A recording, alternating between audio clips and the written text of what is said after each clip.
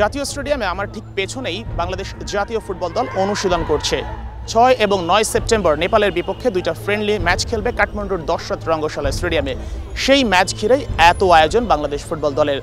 আজই সেই প্রথম দিন যেদিন বসুন্ধরা কিংসের ফুটবলারদের পাওয়া গেছে অনুশীলনে, অর্থাৎ পুরো দল একসাথে অনুশীলন করতে পারছে জাতীয় ফুটবল দল।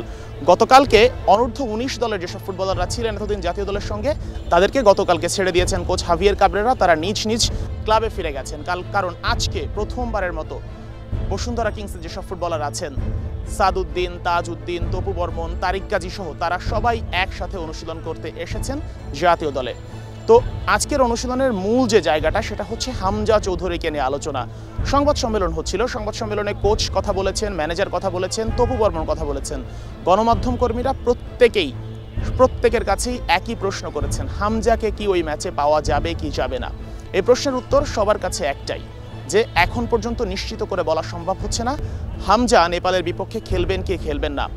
ম্যানেজার আমির খান বলছিলেন তার সঙ্গে গতকালকেও হামজা চৌধুরীর সঙ্গে কথা হয়েছে এবং হামজা বলেছেন তিনি চেষ্টা করছেন, তিনি তার ক্লাব লেস্টার সিটিকে মানানোর চেষ্টা করছেন, বোঝানোর চেষ্টা করছেন অনপত্তিপত্রের জন্য। যদি পাওয়া যায় তাহলে হামজা চৌধুরী সরাসরি চলে যাবেন নেপালে, খেলবেন 6 এবং 9 সেপ্টেম্বরের দুইটা ম্যাচ। যদিও এই সম্ভাবনাটা খুবই কম, কারণ ম্যাচের সময়সীমা ঠিক হয়ে গেছে, দলের যাওয়ার সময় নির্ধারিত হয়ে গেছে, অর্থাৎ 3 তারিখে হচ্ছে দল যাবে। এখন পর্যন্ত হামজাকে নিয়ে কোনো কিছু জানা যায়নি, হামজাকে পাওয়া যাওয়ার সম্ভাবনা একদমই নেই বললেই চলে। আমির খান একটা কথা বলছিলেন যে হামজাকে কে না চাইবে, ওদিক থেকে আবার নেপালও কিন্তু তারা রিকোয়েস্ট করছে যে হামজা চৌধুরীকে যেন কোনোভাবে ম্যানেজ করানো হয়, কারণ একটা ব্র্যান্ড ভ্যালুর ব্যাপার আছে। হামজা খেললে ওই ম্যাচ আলাদা গুরুত্ব পাবে, মাঠে দর্শক আসবে, গণমাধ্যম আলাদা গুরুত্ব দিবে।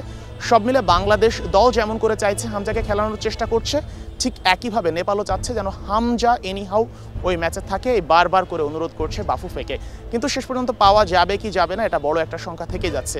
একই সঙ্গে বাংলাদেশ ফুটবল দলের আরও এক বিগ স্টার সমিত সোম, তাকে তো আগে থেকেই পাওয়া যাচ্ছে না। সমিত বেশ লম্বা সময় ধরে ইনজুরিতে আছেন, তার ক্লাব ক্যাভালরি এফসির অনেকগুলো ম্যাচ মিস করেছেন সমিত সোম, এবং একই সাথে অনূর্ধ্ব 23 দলে বেশ কিছু ফুটবলার চলে গেছেন খেলতে ভিয়েতনামে। সুতরাং এই জাতীয় দলটার অনেক বেশি চ্যালেঞ্জ আছে, কারণ অনেককেই পাওয়া যাচ্ছে না। এবং এই পরিপ্রেক্ষিতে কারণ বেশ কিছু ফুটবলার, যদি ওখানে অনূর্ধ্ব 23-এর খেলা না থাকতো তাহলে কিউবা মিচেলকে হয়তো বা জাতীয় দলেই দেখা যেত। ঠিক একই সঙ্গে আল আমিন সহ অনেকেই আছেন যারা অনূর্ধ্ব 23 দলে, মুরসালিন সহ যারা ভিয়েতনামে আছেন, যাদের খেলা হতো জাতীয় দলে যদি ওই ভিয়েতনামের টুর্নামেন্টটা না থাকতো, বাছাই পর্ব না থাকতো।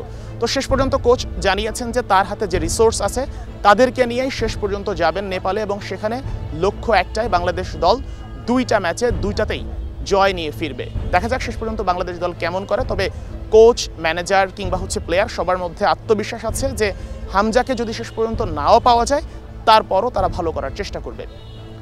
Sheikh Ashiq, star news, Dhaka.